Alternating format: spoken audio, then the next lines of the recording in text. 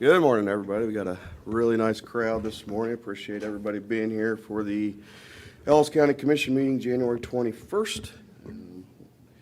February 11th. Do I got the wrong agenda? You might have. I do. That's why there's so many people. Exactly. We're all- Where's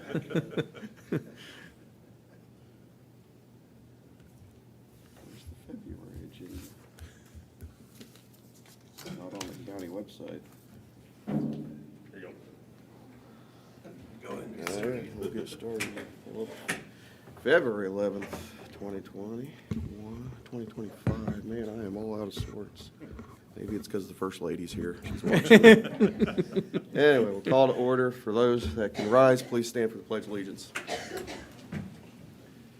Pledge allegiance to the flag of the United States of America and to the republic for which it stands, one nation, under God, indivisible, with liberty and justice for all.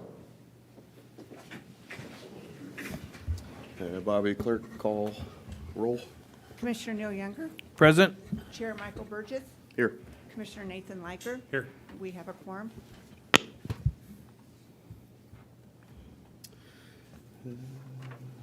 Business, any prior minutes? Commissioners, take a look, everything. Looks good. Prior minutes will Bobby still needs to sign them, right? All right. Look at those signs. Consent agenda. All looks good. Comments? I have no Looks good. problems. I'll move we can approve consent agenda items A through G. I'll second that. We had a motion and a second on the consent agenda. All those in favor say aye. Aye. No opposed, passes 3-0. Issues from persons not on the order of business. Anybody in the crowd that would like to speak? Got a good crowd.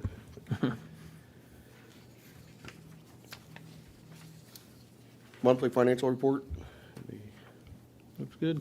I have no comments? concerns. I don't have any comments at this time.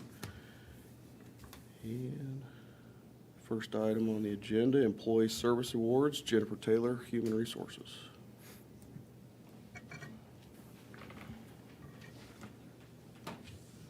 Good morning, Morning. Jennifer Taylor, Ellis County HR. Today we Morning, gather to honor and celebrate the dedication and commitment of many individuals who have reached significant milestones in their journey with Ellis County.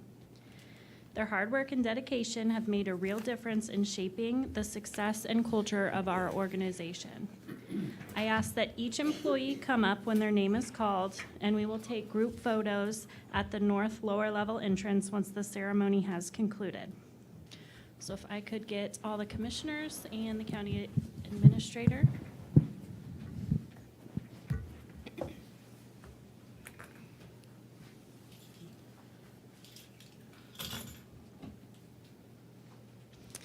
For 5 years of employment with Ellis County, I have Aaron Cunningham with the Attorney's Office.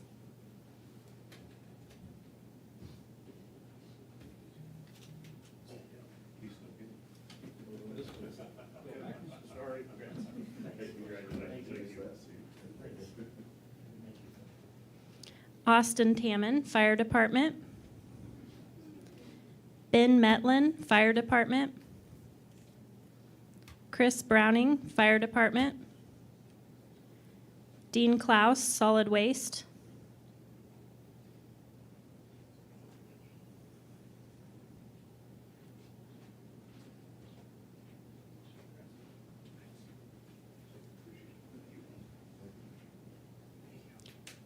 Dustin Carleen, IT Department.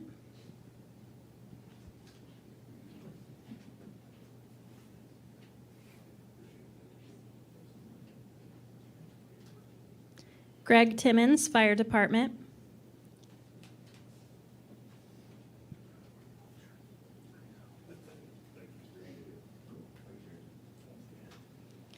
Justin Craig, Environmental Services.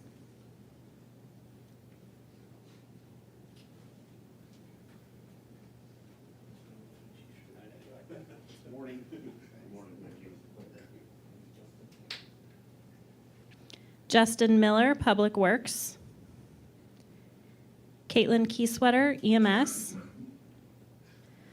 Lyle Pantel, Fire and Emergency Management.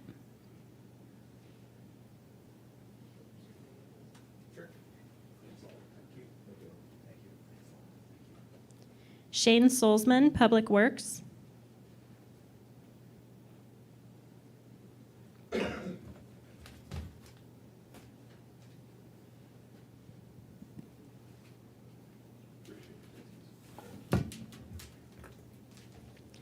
For 10 years of employment with Ellis County, I have Emma Schofield, EMS.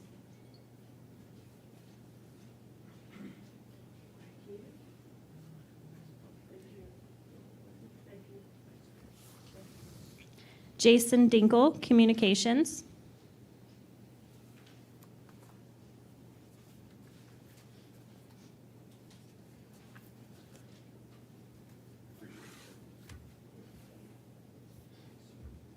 Larry Rohr, Public Works.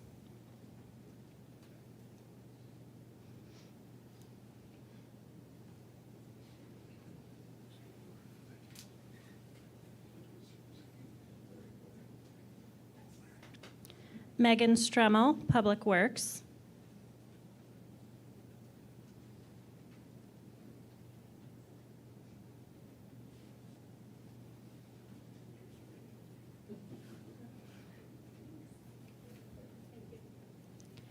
And Rusty Lindsay with Fire Department. For 15 years of employment with Ellis County, I have Cole Dingus, Fire Department. David Fitzhugh, EMS.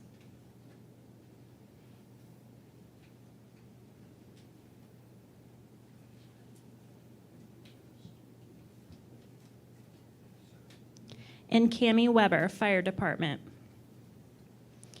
For 20 years of employment with Ellis County, I have Garrett Brenning, Sheriff's Office.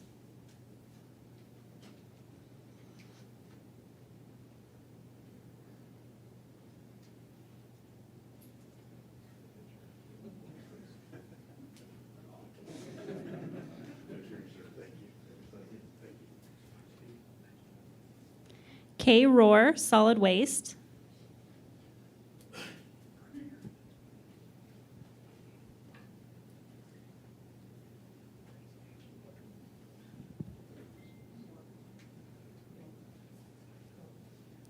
Mike Weber, Appraiser's Office.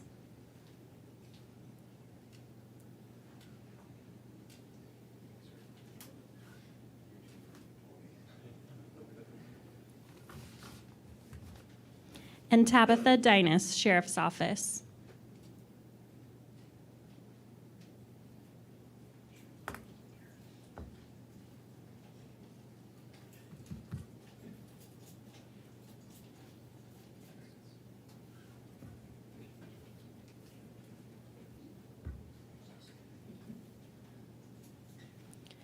For 25 years of employment with Ellis County, I have Danita Schrader, EMS.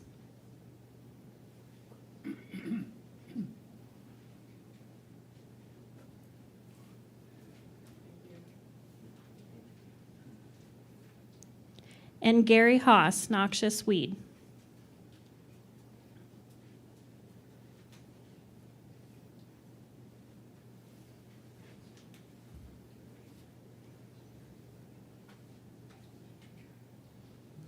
For 30 years of employment with Ellis County, Roberta O'Borney, Sheriff's Office.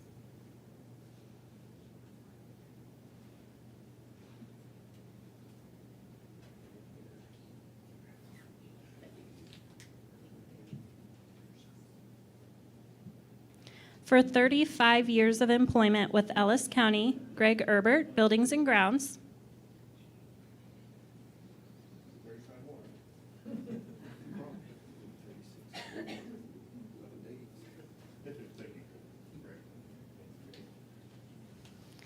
And for 40 years of employment with Ellis County, I have Chris Von Lintel with Public Works.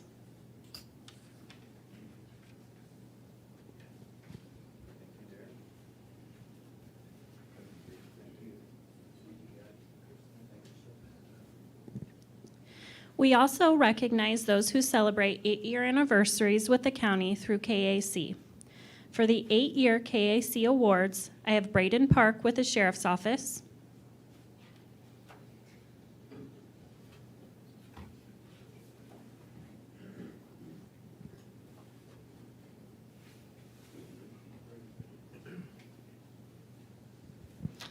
Brandon Kuhn, Public Works.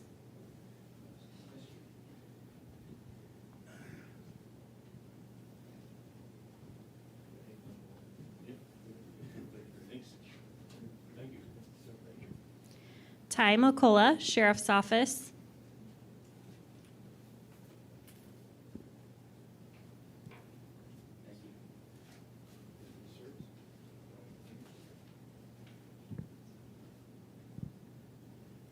For 16-year KAC awards, I have Becky Shoemaker, Attorney's Office, and Brian Mice, Communications Center.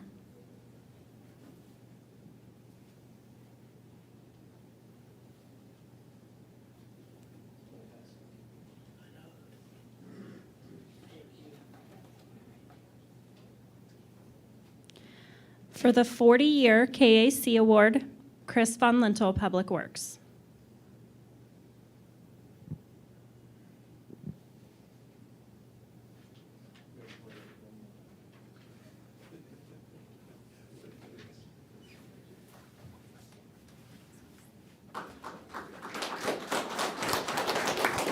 Yes, I was going to say, give yourselves a round of applause. Thank you very much for the service and the work that you do for the public. The years of experience that we put into our county, I think, shows every day with the progress that we're making in our county. So again, we appreciate it very much. I'm good. Okay. You said it all.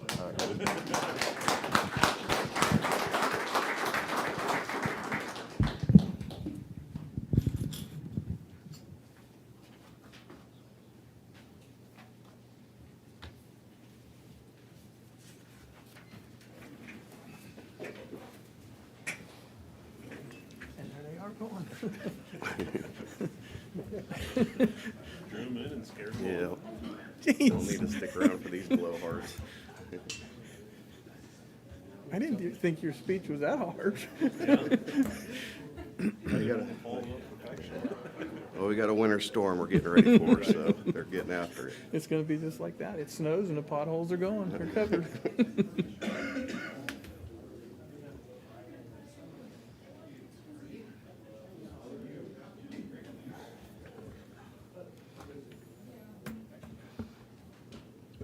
I know they all cleared out, but once again, thank you to our Public Works Services and the years that they put in for our county. Next on the agenda, Cottonwood Extension District update. Mr. Jay Harris, Executive Director. Good morning. Morning. Again, my name is Jay Harris. I'm the director for the Cottonwood Extension District, which is Ellis and Barton County. I have a couple things for you. First off, Darren, I have a check for you. Not you personally. So that is the check that covers the insurance that we pay for the building for rent. Couple things that I wanted to visit with you today about. First off, we are looking at adding a position to the staff of the Cottonwood District and mainly Ellis County, and that would be a position that's for a community health worker. We have an agent in Barton County that's resigning, and we don't want to lose her from extension. And the reason she's resigning is she's marrying someone that lives in Hayes, doesn't want to drive back and forth to Great Bend. So, and this is a very important position. We also feel for the county, they can work in all sorts of different aspects with the community health. Could be mental illness, could be working with the aging population. One thing that she does really well is SHIC counseling, which is helping the elderly with their sign up for Medicare and Medicaid. Last year in Barton County, she saved residents in Barton County over $120,000 with how she helped them sign up. So we're excited. We're kind of in the midst right now of figuring out how we're going to fund this. I'm not coming today to ask for funding, no. But maybe some consideration in the future. If we, prove that this is going to work out for us, we might ask for some assistance, but at this time, I think through grants and other avenues, we have it all taken care of. But I think it's really something that will add to Ellis County, having her assistance out there. So that's in the works right now. The other thing I wanted to visit with you about is EDEN. It's an acronym. We're very big on acronyms with Research and Extension. It stands for Extension Disaster Education Network.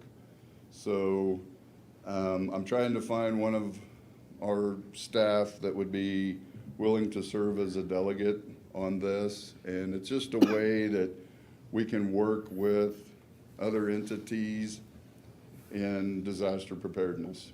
And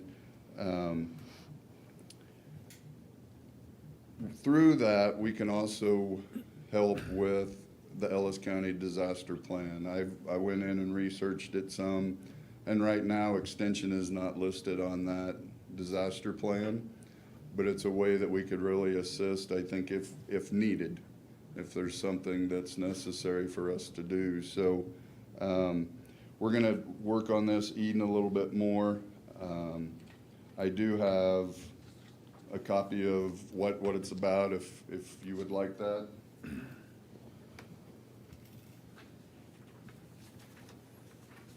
Thank you. Thank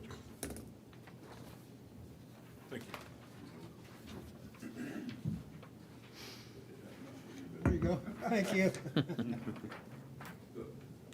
So that's just a little bit of information on what EDEN is. It's a group that's the states in this area. We have about 10 people from K-State that serve as delegates on this. Most of them are on campus. And like I said, I would like to get somebody here from our district that's helping serve on this and help out with this program. So something that you might see in the future that we're working on. I don't know, the next thing on my list was our latest newsletter. Most of you probably received that by email. If anybody wants a printed copy, I do have some copies here if you would like one. That it really highlights what we're doing in the district, a lot of the meetings that we're putting on, and then each agent has an article in there that's relevant information for the timing of the month and the time of the year that's coming up. So if you would like a copy of that, I have them here if you'd like it. One other thing, I guess, not related to the district, and I don't know if I can mention this here, would be the condition of a road, or if I should have done that in public comment. You can go ahead. Okay. You're fine. And Neil and I have talked about this. It's 200th Avenue, south of Highway 40. Has some trees that hang out into the road. That road goes out to Brandon 5 Stables. There's a lot of horse trailers going up and down that road. And if they meet somebody there, they can't, there's really only one lane traffic there. And it's really washboardy too, but it's an area that there's a lot of trailers on that road and they can't move over if they meet traffic because of the trees that overhang it. So if you would please take a look at that road, I would appreciate it. You said 200th Avenue and, 200th Avenue, South of. just off of Highway 40. okay. Yeah, Yeah, going Brent- south. Brandon's aware, because when you and I visited about it, I had told him, and it's on the list, so. Okay. It's just, that list is long. Yeah, I know, it is, It takes yeah. time, So, so. do you have any questions? Anything else that, questions what we might be doing in the district? Or, I think the lease that we have with the building is going really, really well. We appreciate that, being able to utilize that space. And with it being a big building, with adding this community health worker, we have office space to bring them in. We're bringing in a summer intern that's going to work with Fort Hays State on doing a gardening camp. And then they're also going to work with Harvest Haze, which is the high tunnel greenhouses that the Arc of the Central Plains put in. And they're going to do some work with them as well. So we have a lot going on there, and it's nice to have a big building that's got plenty of office space for everybody. So we really, really appreciate that. So we did have a air conditioner that went out last summer, and we replaced it. So Okay. Just for anybody listening or going back to watch this, can you how many staff or agents do you have in Hayes and Barton County? Okay, district-wide, we have 7 agents, an ag agent in each county, family and community wellness agent in each county, and a 4-H agent in each county. And then I'm the district director, considered an agent. I do work with horticulture some. We have 2 full-time office professionals, 1 in each county. And then we have a program assistant, so she helps out all the agents with advertising, helping out with any of the meetings. So we have 7 agents, 2 office professionals, 1 program assistant. So in our office here, we have the office professional, the program assistant, myself, and 3 agents. So we have 6 people in the office here. Okay. So, plus All right. then adding, hopefully the community health worker and this intern for the summer. So the community health worker, is that currently in Great Bend? She is an agent in Great Bend, and hopefully we'll be getting everything funded so that she'll start up here in June, hopefully, is what we're looking for. Okay. Yep. That was Very good. going to be one of my questions. How soon does this need to take place? And Yeah, we're still working on the funding Okay. from different avenues through K-State. If it works out right, there will be no funding for that position from our district board, but we're still working out all those details. So we have our board meeting a week from today to continue working on it. So for those that don't know, the way extension agents are funded is each agent has a partial funding from the state, from a block grant. Right. And it's not all taxpayer funded or district funded. Right. And they're working on that, even trying to make it where the state's gonna fund more of it. So we're hoping that comes through, so it's less burden on the counties. Okay. And right now, the 7 agents that we have, we're full, which is first time in a long time for the district to have full set of agents. Very good. Well, I appreciate the updates. These are very timely updates. Actually, in the last week, we've had some discussions about community health, mental health in our community and the need. So I think this is very much appreciated, what you're going to be bringing on with the community health coordinator. I think it's very much needed. Thank you. And this looks, the more education we can get about it, disasters and being prepared, I think is certainly worthwhile. So I hope you do pursue this Yeah, throughout. I really think it's something we definitely need with the fires that we've had, different things, winter storms even. I think it's something that we can help out with. Very good. Thank you, Jay. thank you. Next on the agenda, non-secured load fees at the landfill. Mr. Justin Craig, Environmental Services Director. Good morning, Commissioners. Justin Morning. Craig, Environmental Services Director. Before you this morning is just kind of a continuation of a discussion that began in November. We're just kind of seeking some direction on how you'd like staff to proceed at the landfill regarding the conversation over unsecured loads being brought to the Ellis County landfill. Obviously, the purpose of this wouldn't be, the intent would not be to generate any additional revenue at the landfill, but it's something that we possibly just need to address as a community. It will also, increase the safety of any citizens traveling to the landfill or any employees that have to stop on the road and pick that up, whether it's in town or on the highways, the roads leading to there. So checking with some other counties, Fort Finney and Saline County, they currently double their tipping fees if you come to their location with an unsecured load. Barton County is an additional 50% that they add onto the tipping fee. Ellis County's always requested that loads be secured, but there's never really been any enforcement behind that with any loads coming out there. It's picked up by Public Works or people in town or my staff or the Sheriff's Department, whoever, comes across it when we can. I guess moving forward, the second document in there is kind of an implementation schedule, just kind of some thoughts on paper of how it could work should you choose to proceed. We really need to define a secured load first, whether it's a securely covered, tarp, tied, or bound.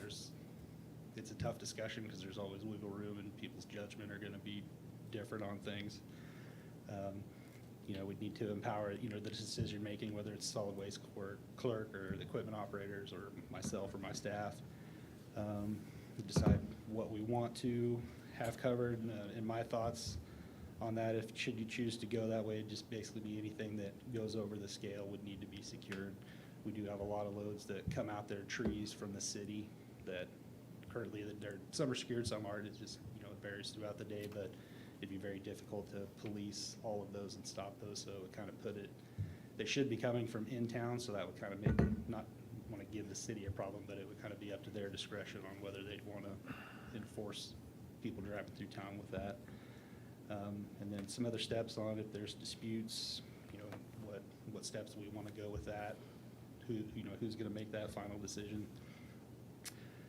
So fee-wise, just some ideas. So the average cost of a municipal waste, just trash ticket in 2024, and these were adjusted to the 2025 prices of what they would cost now, was about $35.42.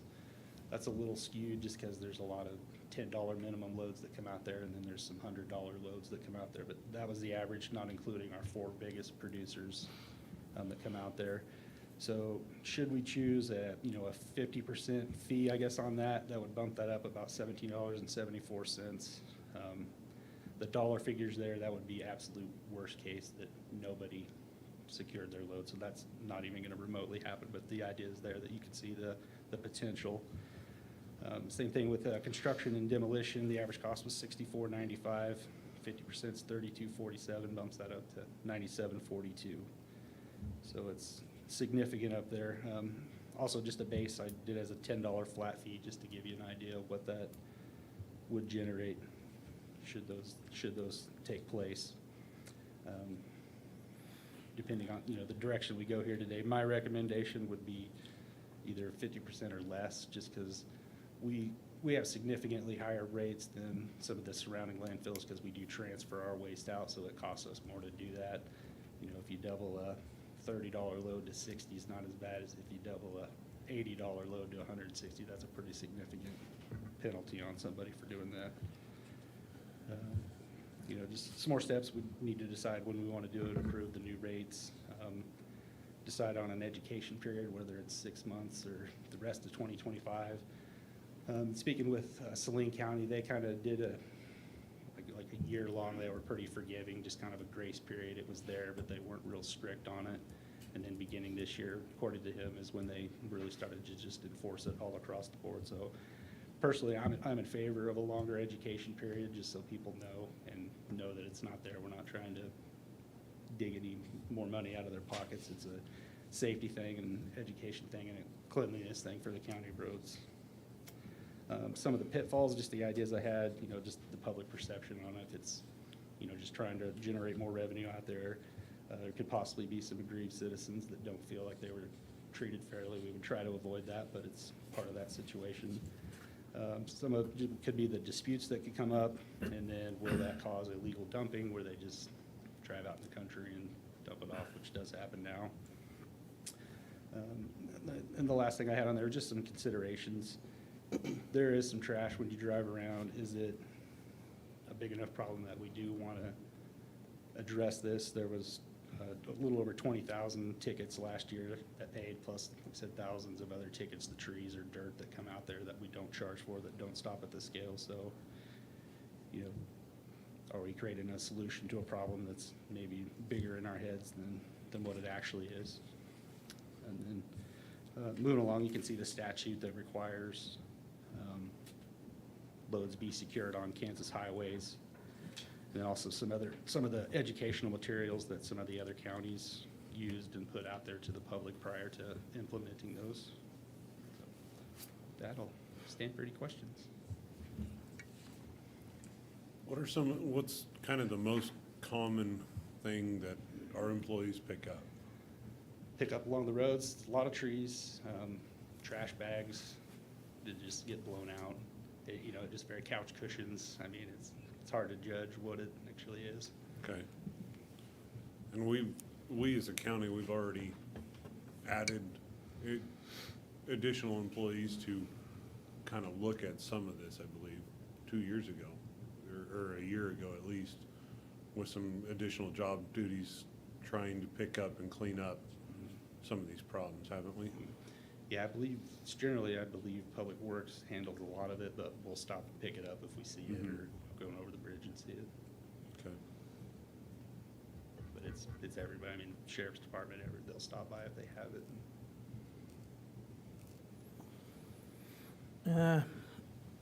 I know you don't get to watch every truck or every vehicle come in. I guess this person on the scale would probably see that. How many, I'm gonna call them small wheat trucks, come with the back open?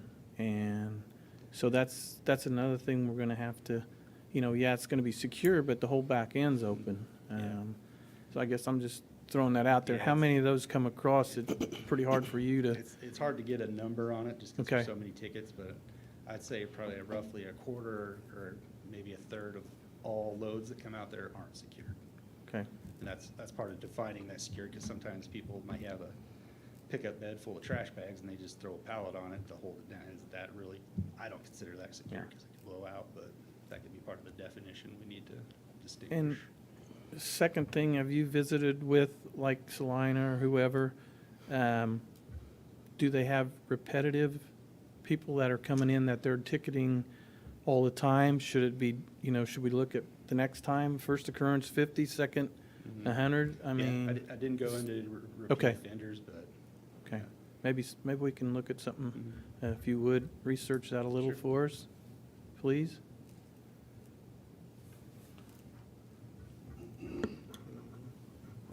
Couple questions. Oh, is there anybody in the public that wants to speak on this? I know, Mr. Kennedy, I know you've kind of brought this up before, and Toby with the city, if there's any comments the public wants to make. You want to come there? If you have something to want to, My apologies. I basically just came to listen. But since you asked, there's a couple of issues. One is, first, my appreciation to Darren. You did, I think, employ a couple people that have been coming along 41st Street, at least past 45th to the overpass, and picking up. I've seen some people in the ditches picking up trash, and there's quite a bit of trash there. But there's another concern that I have regarding covering of loads is the fact that I'm really worried about what might happen on the overpass over I-70 should something blow off. That's really a dangerous situation because there's no guardrails, no fencing along that overpass, and there's a lot of trash that accumulates on the overpass, and that's probably been my bigger concern. Two things is I don't like the appearance of trash in the ditch, and I see it mostly from 41st North. It just looks unsightly, and somebody's got to pick it up.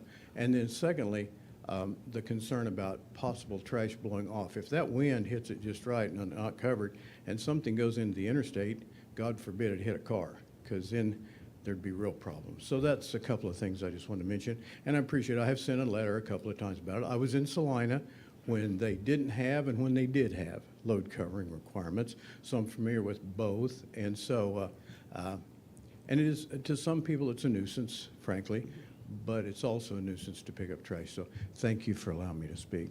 Thank you. And that is another thing that, I'm sorry. ahead.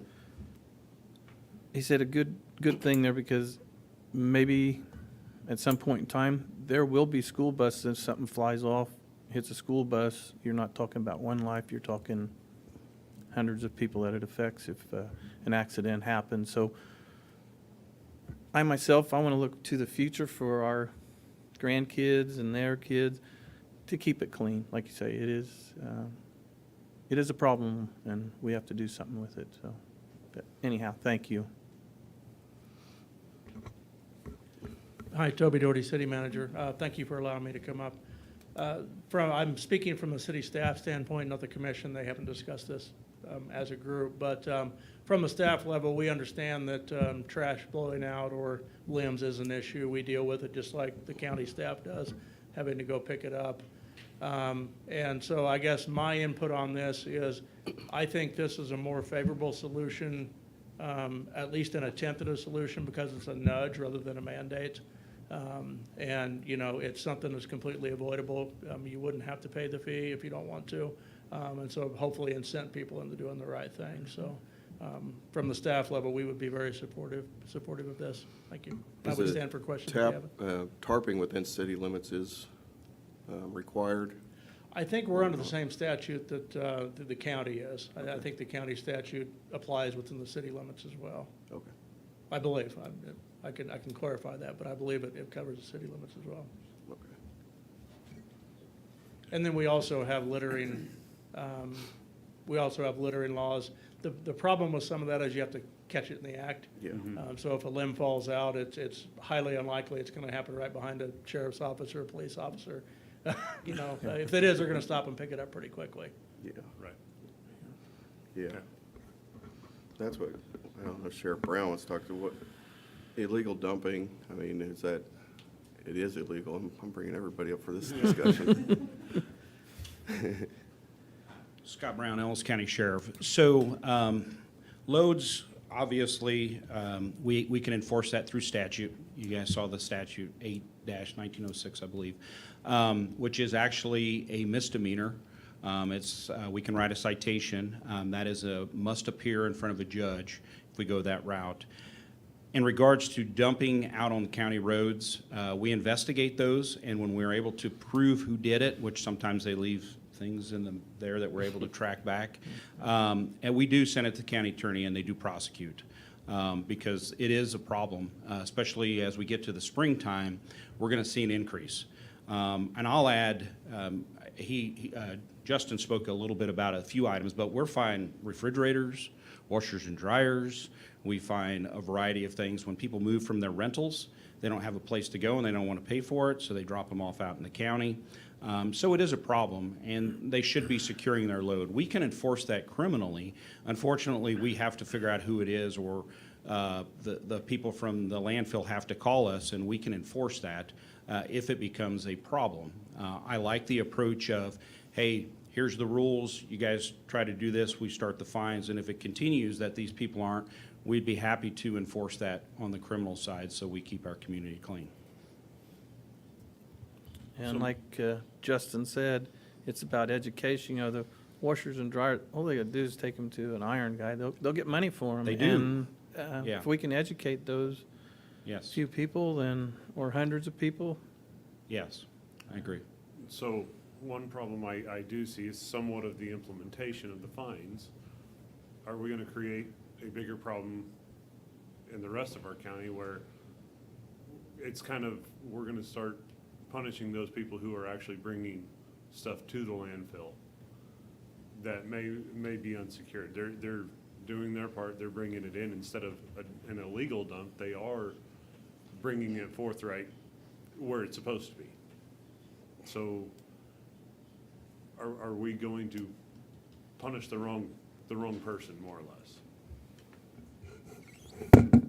And those are things I thought of too, because say we put this into effect for 2026 per se, and then, grandma's got just a couple things she wants to put in the back of her little pickup and bring it out there, and she has never been out there before, has no idea. And do we want to punish her for not? It's a difficult situation all around, but at the same time, there's a lot of people that come out there with big loads on trailers that aren't secure at all, and they lose stuff, and they just drive on by. What would we deem a tarp? There's some pictures in here of a tarp. I kind of in that situation, I have a little pickup, I take stuff out there, I don't have a tarp. I don't know what a tarp really costs. I can't imagine it costing a whole lot, but probably $30, $40. But again, if I'm coming out one time, the cost of a potential fee is still less than me having to go buy a tarp. Yeah, and those are the So- examples on Salina's. Those are pretty extreme. I would think if you Okay. put it in the definition that even if it's just a rope holding it down, or a tarp strap, or bound with string or something, just that's where it's going to come down to that definition. And and I'm I always going to agree with our assessment. had taken some stuff out there that I've accumulated. Does it have to be a tarp? Ratchet straps across, X them down the center, it'll still be secured. And I guess that will be the judgment of out there. But like say the minute you see a rope and all that, they care, and that way we won't punish them people that are bringing in, because they're they're using their common sense. They know what's gonna go on, and they've been doing it, you know. Yeah, and we discussed a little bit about, putting a high-angle camera up top just so the scale house clerks can see without getting out, because it's Sure. like we can't see everybody that comes in there. What would be, I guess, to implement something like this, you just mentioned the camera, what would be additional costs that we'd have to include to be Yeah. able to do it? I mean, really, we would just need the camera, out there for continuous use, once, buy it one time, and we have the monitors to look at it. IT could help us set us up. We'd probably look at doing some type of this educational material they have, having some brochures printed up or just handouts that we can hand out. That's why I'm more in favor of a longer education period. We're not relying on this income to support the landfill. We want people to know, like, hey, this is why we're doing this. And that wouldn't be much unless we wanted to put up some signage somewhere. I know some of the landfills have signs outside, but signs don't always get paid attention to, so.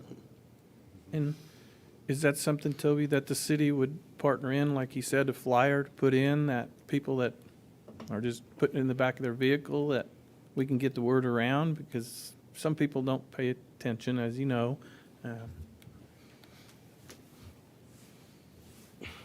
Yes, absolutely. We would help spread the word, and Okay. and coincidentally, we have a new PR manager we had just hired, and so we could create some good content and help get that word Okay. spread to all the residents. Thank you, Toby. Let him take the heat. Shh, I didn't want to say that. Okay. Well, we're not making any decisions today. It's just a discussion point.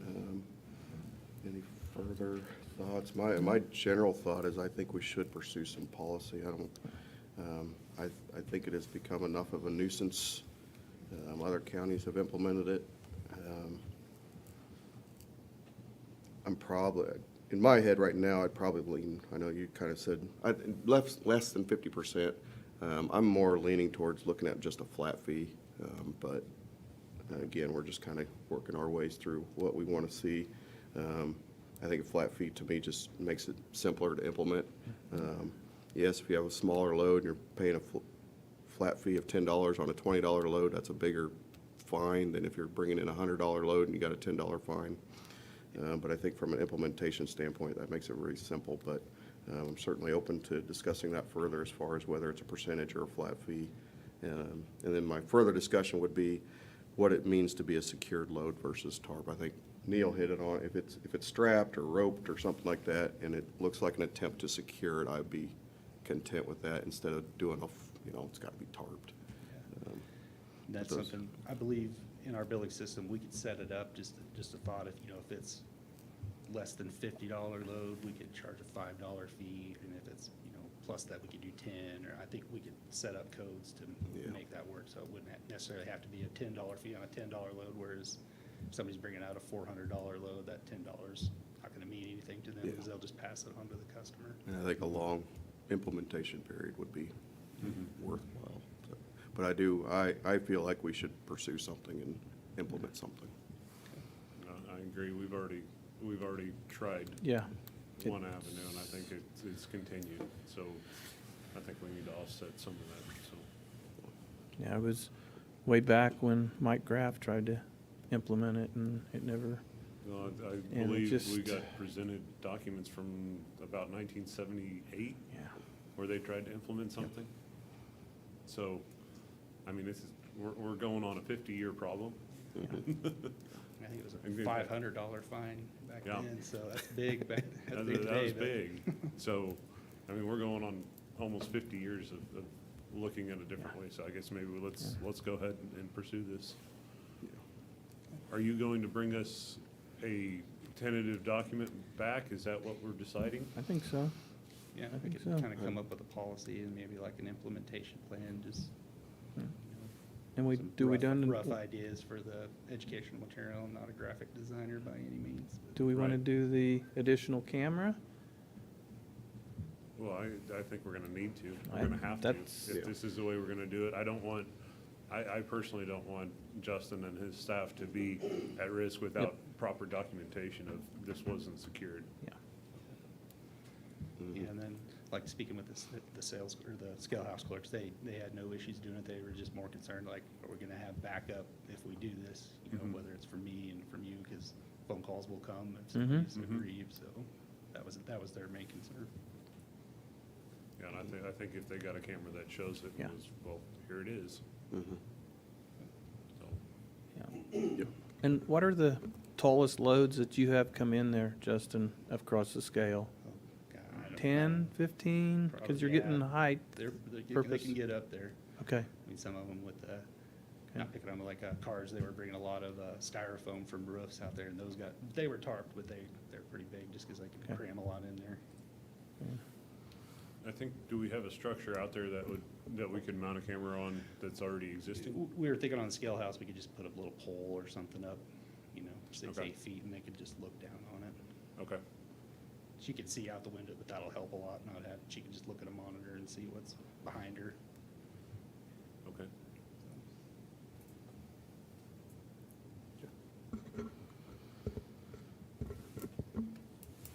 so is that gonna create any kind of additional work for your, the person in the scale booth?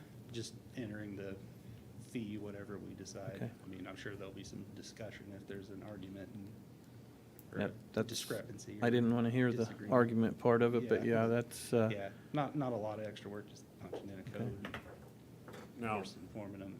all loads will then have to come across the scale. There'll be no more bypassing, correct? Well, the only ones that bypass now are trees, just because that, during the summer when there's trees from the city, it's, But should those not now come through? And not necessarily pay, but actually, they need to be examined, because if we're picking up tree limbs, if that's the case, if that's the route we want to go, we probably need to, all loads need to go through the scale.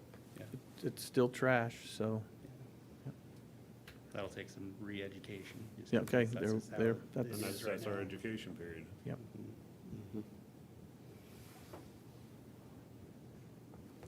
Because you don't want somebody skirting around. Yeah. Yeah. That was a thought and a concern I had with that, is if people from the city are bringing those trees, the city pays the fee for them to do that for free. Now, if we're gonna stop and charge them, are they not gonna just not bring them out there, or just dump them somewhere else? That would be my concern. Which that could be, I guess, on any of those materials, but.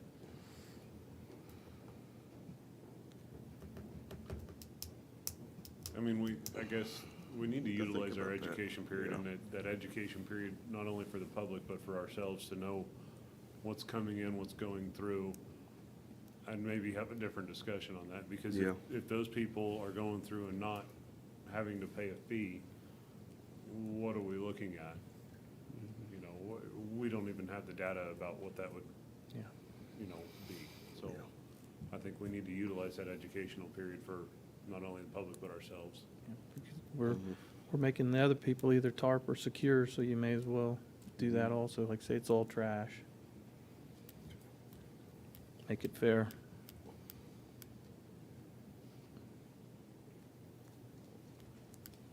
Okay, Justin, you got a lot of homework, huh? Yeah, it's all right.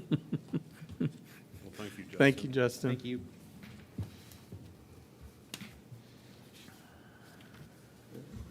Next item on the agenda, United Way contribution to determine funding allocation for United Way. Darren will speak on this, and I will recuse myself for conflict of interest. Morning, Commissioners. Darren Myers, County Administrator. The request here from United Way is a sort of a continued discussion that we started throughout the year of 2024 as we prepared for the 2025 budget. As the Commission is aware, set into place a new policy on the amount of funds that would be contributed to outside agencies, which was equivalent to the current year's 3/10 of a mil.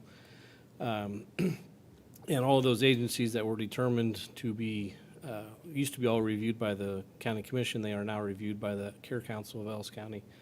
Part of that, the Care Council spends a lot more time with those agencies, reviewing their proposals, looking at how they have an impact on the community, and actually go to their locations and visits their facility or their organization to see how those tax dollars are going and being spent and being utilized. So as part of that, the discussion clear back then was, at some point, we would make a contribution annually to United Way to kind of help them with their organization and their goals and objectives for what they do. On the same side as helping the county out with those, I think there was like 17 agencies. I might have listed that in the agenda item. But part of that then was to take that 0.3 of a mil, have United Way allocate those funds, but whatever the contribution would be to United Way was not to be taken out of that 0.3 of a mil, so those organizations wouldn't lose any part of that 0.3 of a mil. Before you, or in the audience today, is Erica Burgess, the Director of United Way, which kind of helps coordinate and assist the Care Council with all those applications and reviewing of their budget requests. And Eric and I looked at the different allocations that we've given in the previous years to a lot of those organizations to try to find a mutual agreed upon amount that was kind of equivalent to all the rest. And that amount was to be $5,000. And I'm not sure if Erica wants to mention anything to the commission today, but that's what we came upon and asking the commission's approval to expend those funds and send it to the United Way. Erica, do you wish to speak? Okay.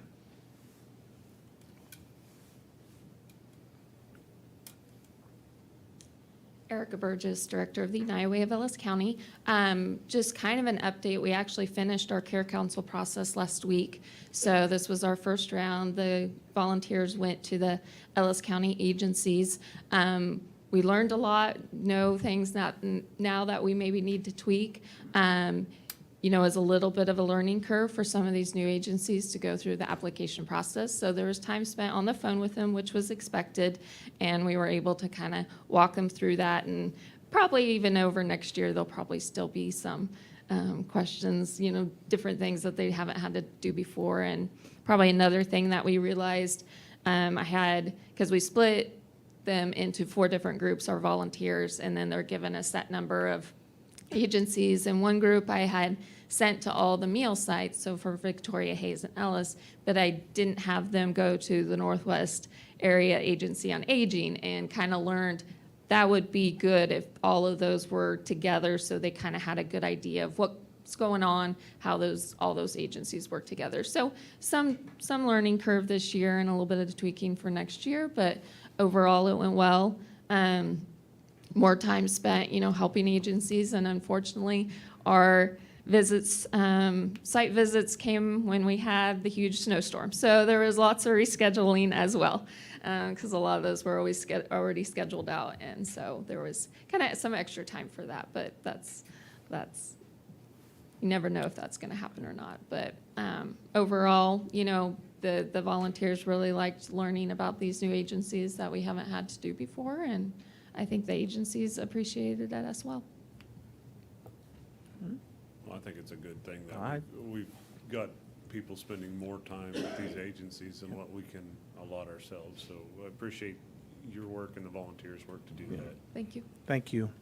Thank you.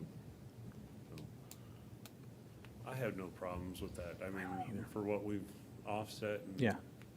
done that, and giving these agencies the required time Sure. that they deserve. Yep, that's right. I'll move to approve a $5,000 contribution to the United Way of Ellis County for the assistance given by the Care Council to Ellis County. And I'll second that. I We have guess- a motion and a second. That's all we can do. Right. 2-0. Passed. Yep. Thanks, Thank you. Erica. I guess I made the motion. You're the vice chair. You had to. We got it.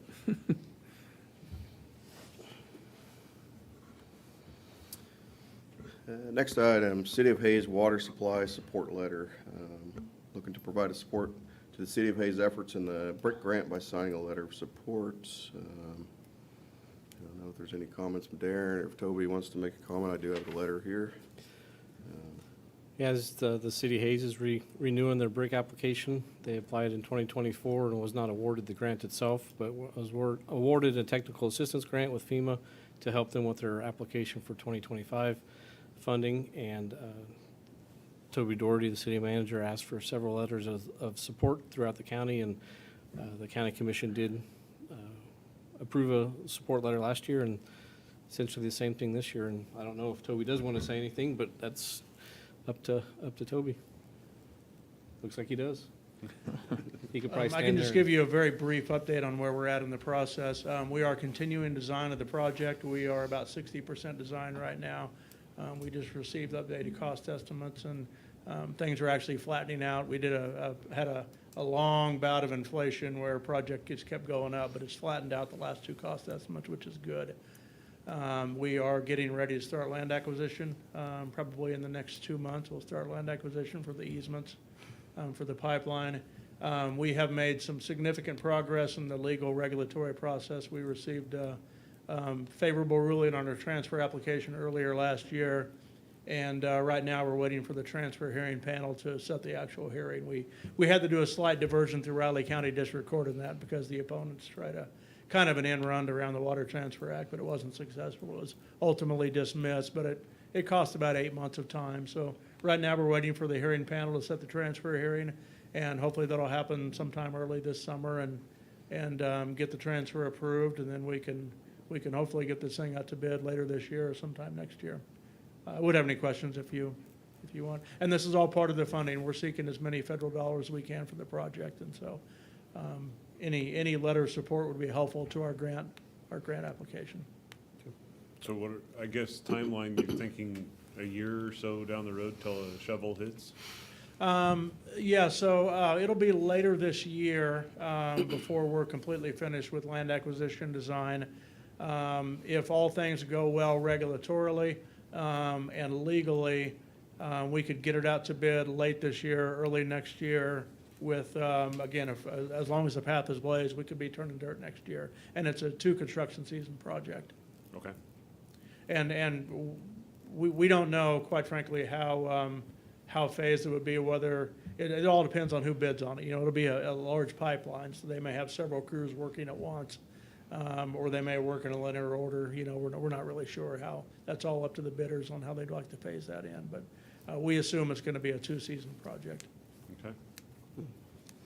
It's very important to our community because as we keep building hundreds of more houses and trying to get some different industries in here, I'm more than supportive of this. And it was brought up Saturday in the legislative coffee thing that our representatives are pushing for us too. So that's a plus, and anything we can do will help. And I appreciate all you've done and your staff too for getting it where it's going. So. Thank you. Yep, we got it signed here, and it says it in here of the importance of what this project means to Hayes, but to Ellis County and our region, a thriving community that is, you know, medical, educational, retail hub in northwest Kansas, and water is the lifeblood of the community in Hayes and the surrounding area. And for Hayes to grow, if you're outside the city limits, the concern as those subdivisions develop, if they're trying to get rural water, it's not there. They need to have access to city water for the city to grow, which helps the county and our region grow. So it's important. And kind of a tangent, just looking at what we've discussed today on the importance of water. We had a Cottonwood district here, and our conservation for the area and secured loads with trash. I mean, it goes back to having trash in our, it's part of our watershed. So trash in our ditches and everywhere else concerns me as well with when we're trying to conserve our water and get water here. All these kind of pieces come together in a little bit of a way. So I think these are all very important topics today that we talked through, all kind of relate back to the health of our county and our community. So, and I know we're all going to Washington, D.C., and we'll be supporting you there too. I think that'll be part of the discussion there. Yes. So, thank you.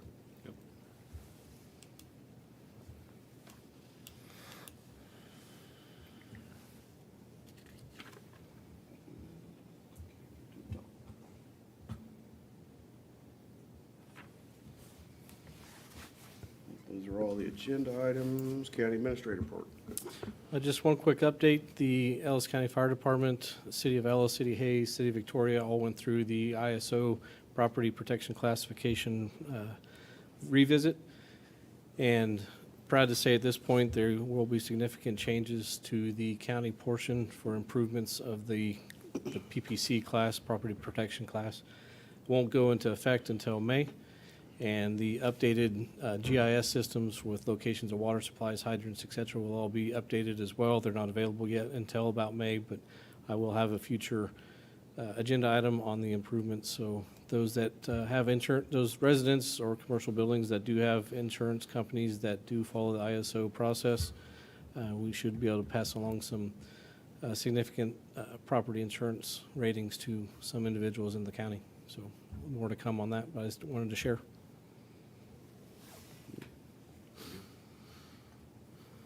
Neil, any updates from you?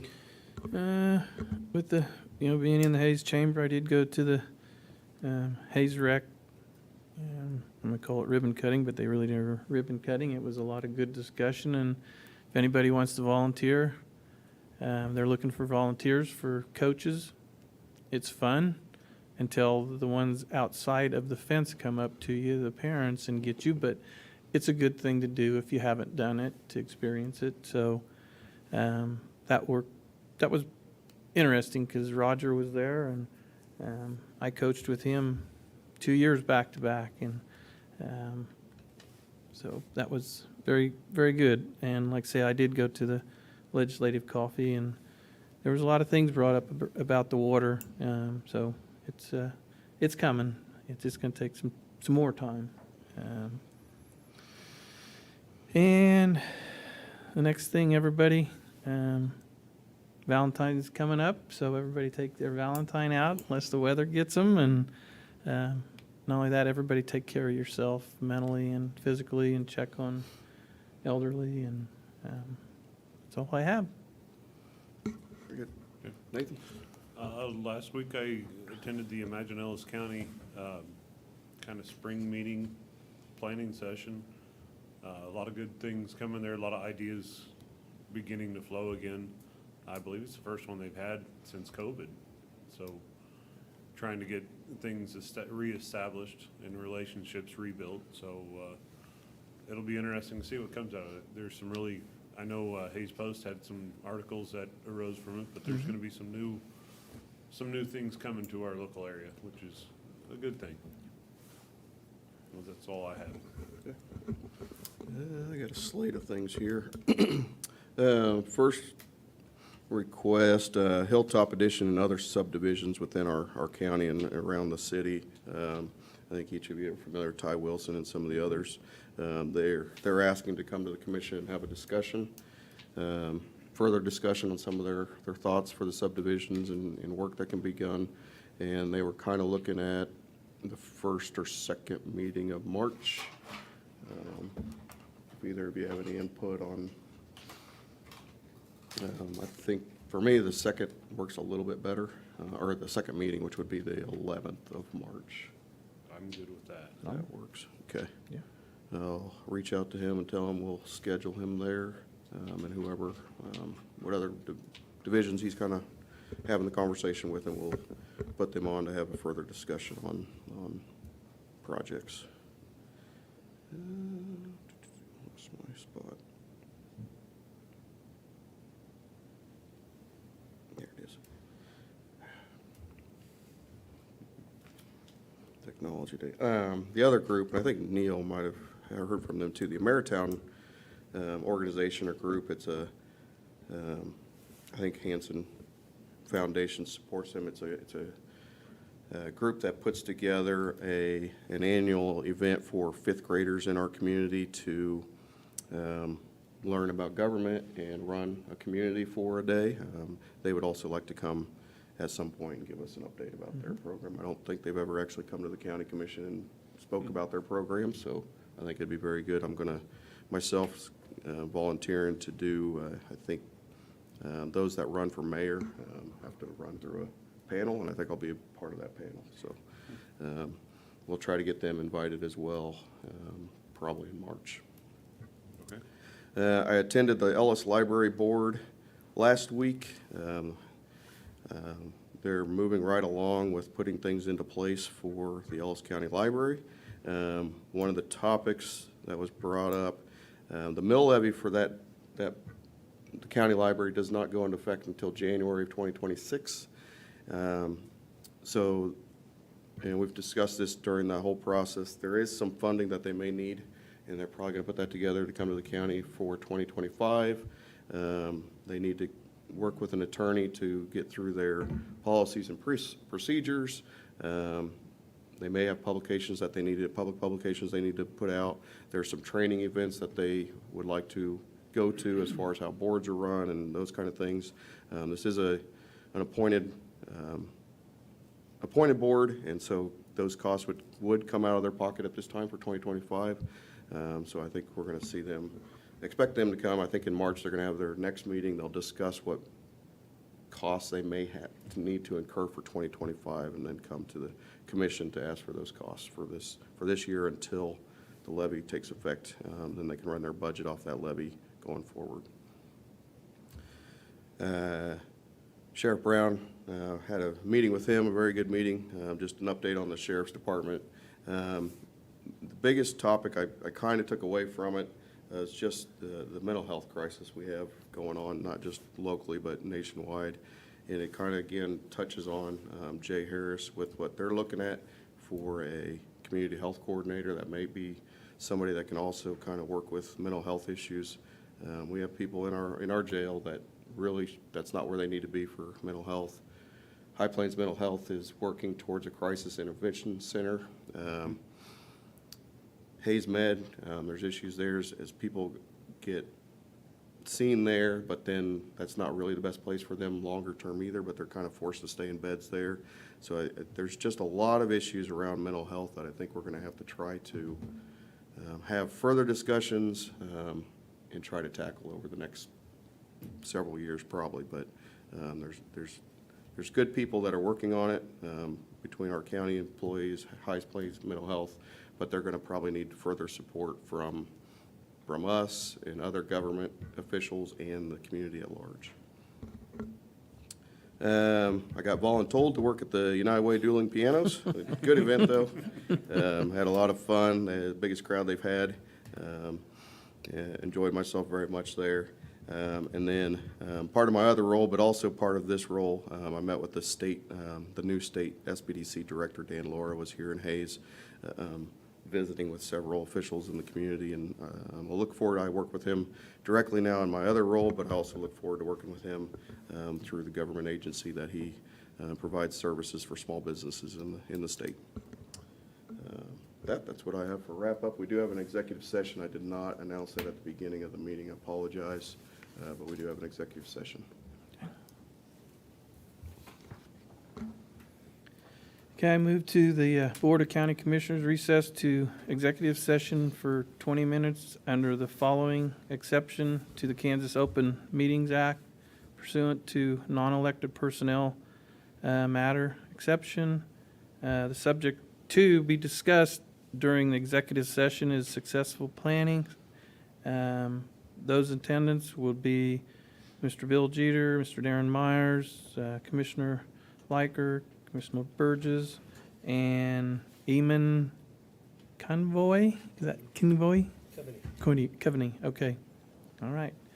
And 8:58 would be 10 o'clock. That works. Okay. Got a motion. A second. Second. We've got a motion and a second. All those in favor say aye. Aye. Okay. No opposed. Passes 3-0.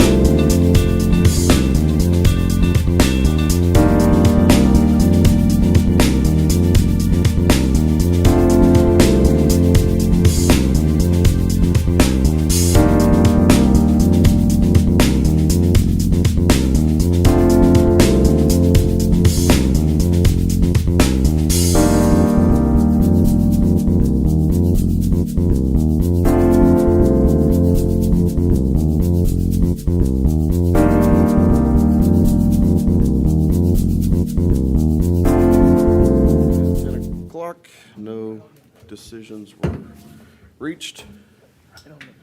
County Commission meeting is adjourned at 10 o'clock.